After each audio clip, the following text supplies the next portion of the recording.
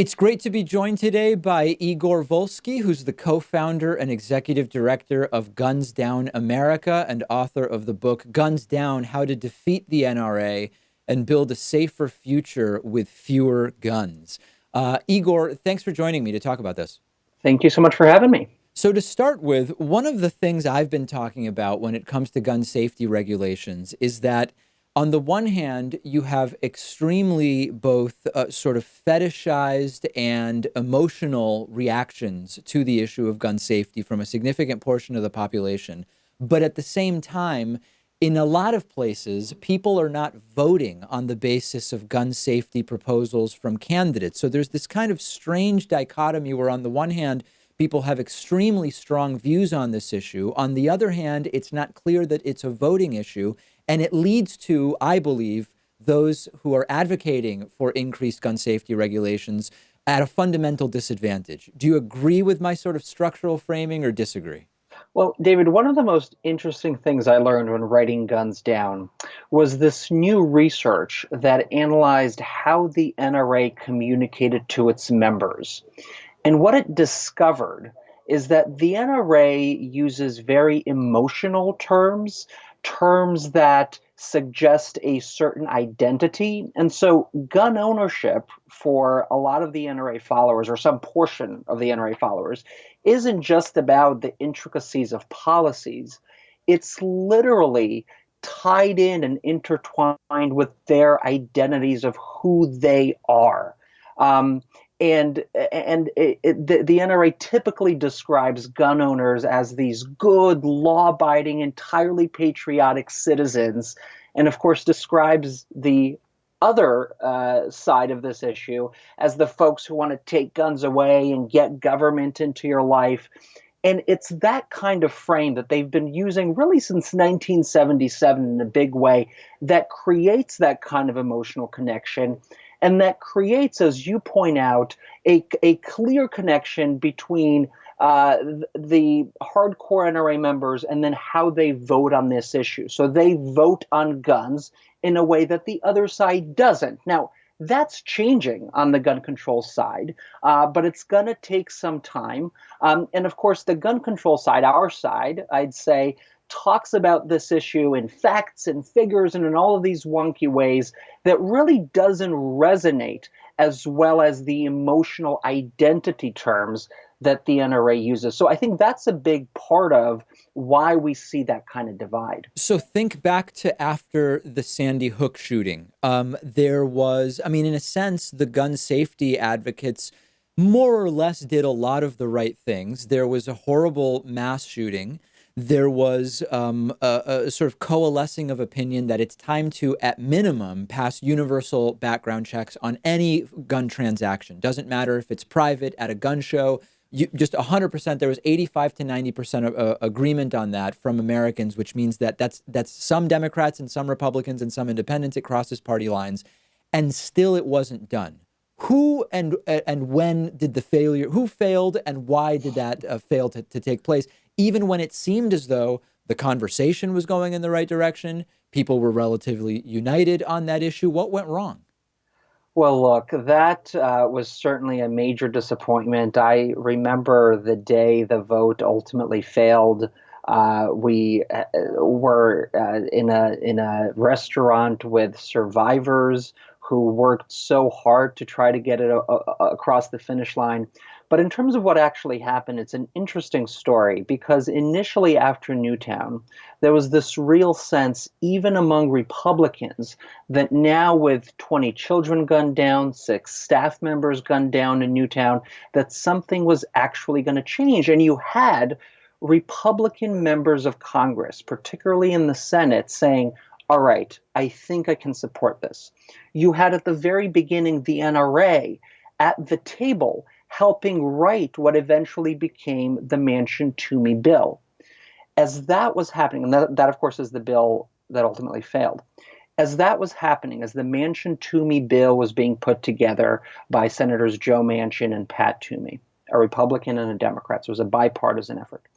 The Gun Owners of America, which is a even more conservative gun rights group than the NRA, got wind of the fact that the NRA was helping put together this measure and began making a lot of noise and saying the NRA isn't the real organization that's protecting your gun rights. It's us, gun owners of America.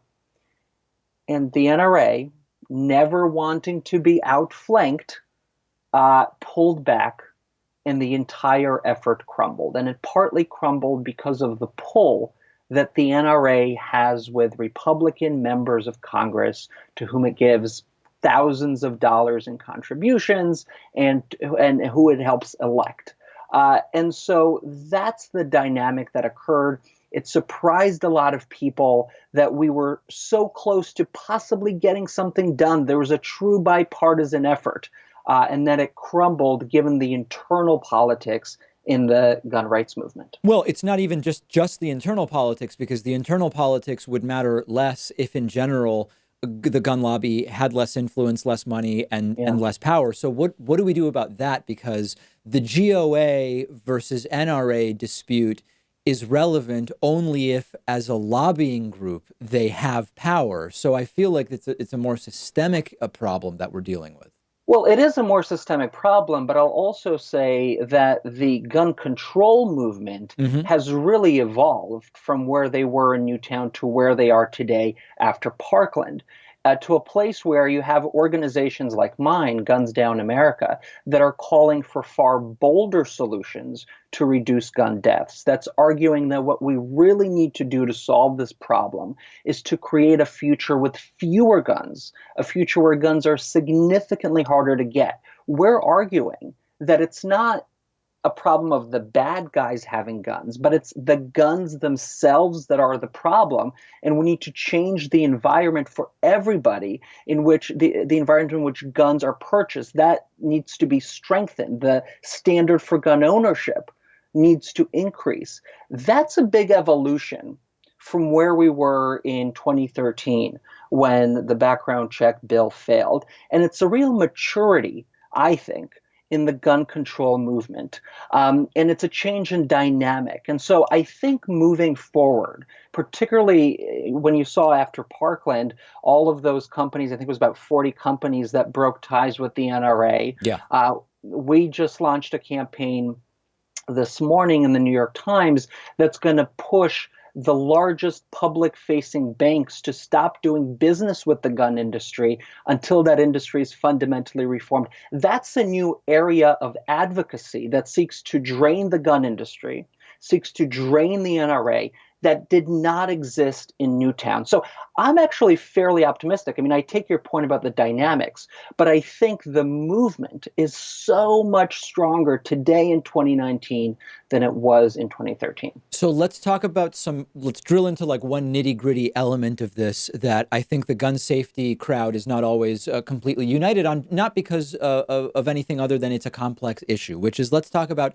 types of firearms, okay? We know that, as a few data points. On the one hand, a lot of the more publicized mass shootings involve what are called assault-style rifles. We know that statistically, most gun homicides are actually handguns in situations where one or two people are either injured or killed. Then there is the counter to that, which is, yes, but a lot of those are suicides, and it's not actually people going out and harming others. What do you recommend? And you outlined this new Second Amendment compact, which we can sort of talk about in this context. What is your suggestion as to what the gun safety advocate position should be on types of firearms?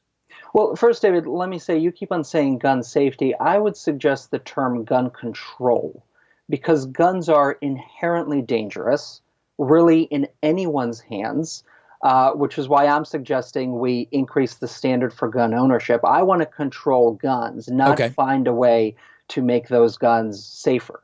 Well, I think it's about, when I say gun safety, I mean make the country safer. That's fair. That's fair.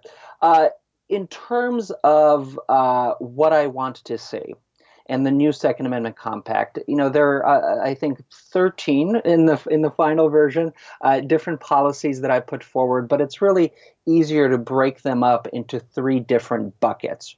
And all of those buckets, I'll say, point towards a single long-term goal of building a future with fewer guns. And they look like this. And they go after, by the way, as you point out, the homicides, the suicides, and the mass shootings. So bucket number one is really regulating the gun industry in a real way. Right now, the products that they produce are entirely unregulated.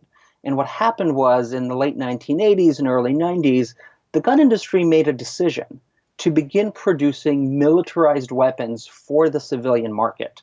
That's how you got the assault weapons. But just as importantly, that's how you got militarized handguns that use larger rounds. Those rounds are coming at you faster. And what we're seeing in some cities across America is that folks are dying from bullet wounds that they were surviving with past generations of guns. That's a big problem. That needs to change. And the reason why they're exempt, by the way, is because of an amendment that the late John Dingell put forward.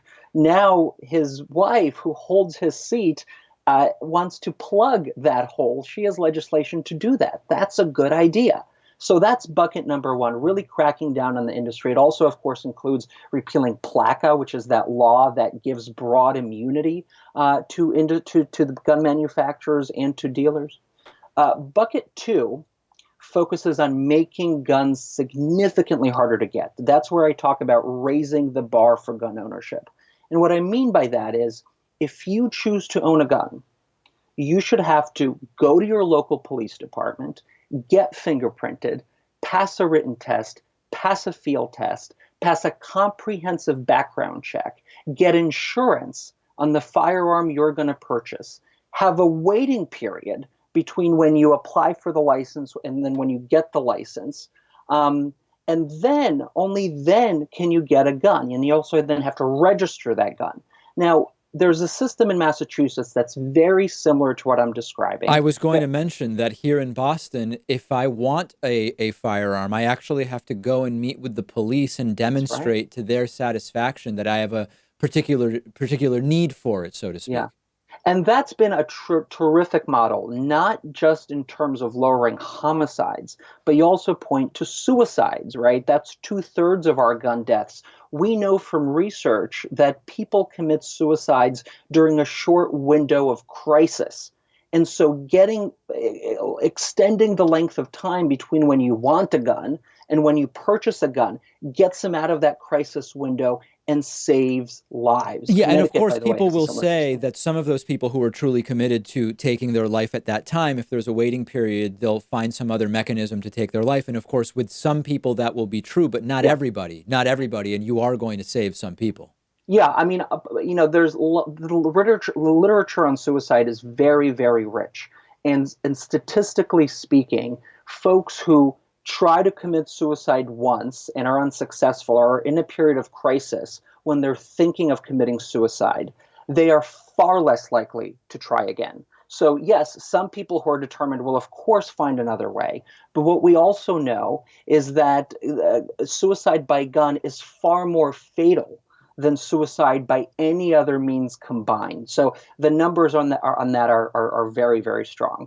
And then the third piece, the third bucket, really deals with some of the gun violence we have in places like Chicago and Baltimore and Philadelphia.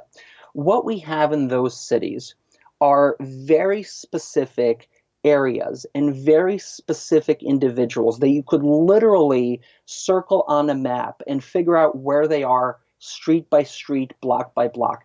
And those folks are responsible for the overwhelming majority of the gun deaths that are happening in those cities. And since about the 1990s, what we've had are community-based violence intervention programs that are operating in many of these cities that use folks from the community to help identify who these individuals are and to de-escalate the beefs that they might have away from guns and channel that into more constructive forms of problem solving and really changing the norms of the community. And that has been incredibly successful. We've seen success rates of about 30 to 70% of reducing gun deaths in urban areas. Those programs are important and they really need to be supported with federal dollars. The book is Guns Down: How to Defeat the NRA and Build a Safer Future with Fewer Guns. We've been speaking with the book's author, Igor Volsky, who's also the co-founder and executive director of Guns Down America. Igor, thanks so much for talking to us about this today. Thanks so much, David.